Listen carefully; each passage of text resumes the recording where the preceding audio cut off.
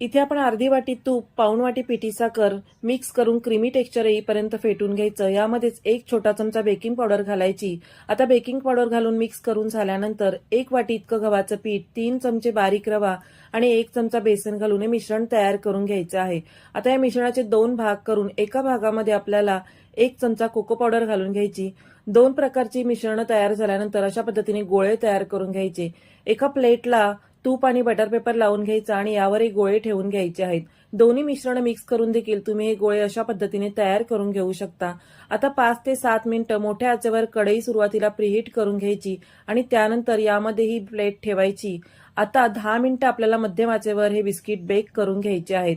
अशा पद्धतीने आपले हे मैदा न वापरता गव्हाच्या पिठाचे खुसखुशीत नानकटाई तयार झालेले आहेत। हे नानकटाई थंड झाल्यावर तुम्ही याचं टेक्स्चर बघू शकता। मस्त खुसखुशीत असे नानकटाई तयार झालेले आहेत।